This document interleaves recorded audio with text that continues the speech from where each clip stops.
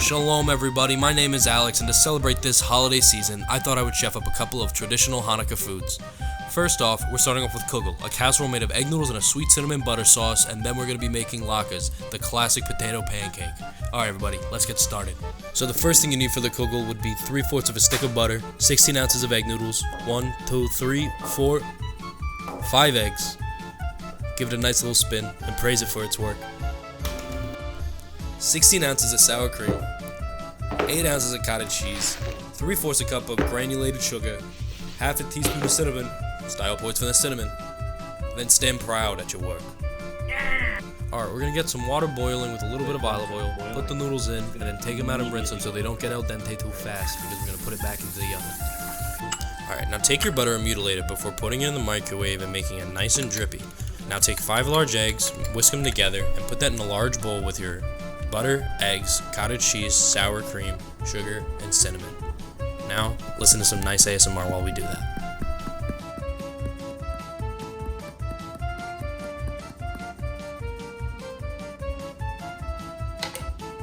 Now take your weird liquid concoction and put it in a large pan with the rest of your noodles and mix it all together till it's nice and beautiful and creamy. Once all of that is finished, you can stick the Kugel in the oven for 1 hour at 350 degrees, and then it will come out nice and crispy and golden.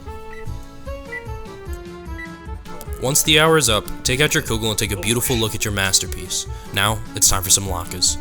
Alright, you're going to need 4 large russet potatoes or 2 pounds of them, 1 huge onion, 2 large eggs, and make sure you almost roll them off the table. It's a very important step. You're going to need to get some kosher salt, preferably David's brand. Thank you, David. Very fantastic salt. Sorry I spilled you on the table.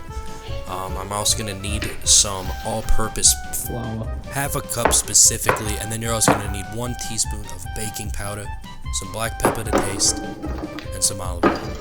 Alright. Let's cook shit. Yeah. Now you want to make sure that you wash your potatoes, especially the ones that drop in the sink. Once your potatoes are nice and clean, you're going to want to grate them in your grater on the second to smallest setting. You don't want it too small because then everything will kind of blend together and not really hold well in a pancake shape, so make sure you do a little bit bigger. Have your friend hand you a potato, grate the final one, and then we're going to move on to the onion. Cut off the end of your onion before you get to grating it, and then play the finger game with the grater. Oh, sorry, almost sorry. Not super, not all the way sorry. But I was almost gonna be. Nearly, I was sorry. Nearly. Hey, sorry. I was almost sorry then, but I'm not.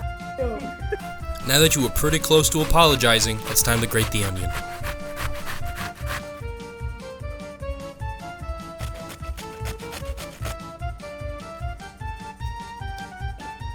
Nothing. Now that the onions are grated, it's time to transfer those wet, drippy, soppy onions into the potato bowl.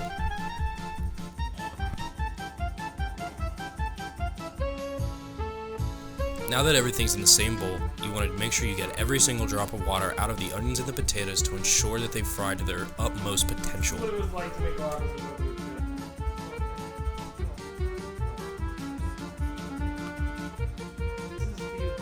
In my personal opinion, this was the most laboring and extensive part of the entire process, but it's all worth it. Just make sure to clear up your wasteland when you're finished.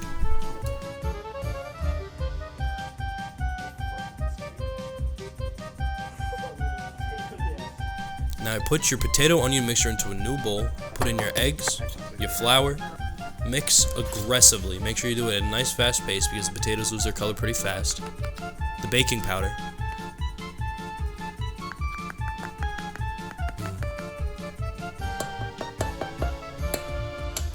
And enough salt and pepper to taste. Now, put enough oil in the bottom of the pan to cover everything, and then put in your potato pancake mixture. Let them sit for about 5 to 10 minutes, however long it might take depending on the heat of the oil, and then flip them and just be in awe. Be aware that you are using hot oil, and hot oil is very hot, so make sure it doesn't splash around too much or you might injure yourself. Once it's nice and crispy on both sides, it's time to get everything together. For the latkes, you want to make sure that you have some sour cream and applesauce, and the Kugel really doesn't need anything else. It's kind of great by itself. Let's get to plating. Everything ended up pretty okay for my first time making any of these dishes, but honestly, if I had to say so myself, I'll be doing this again very soon.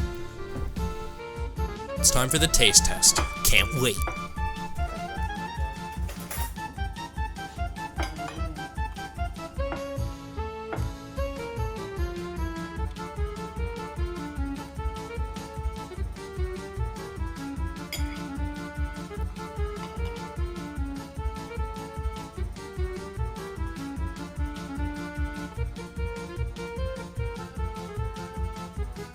Thanks for watching.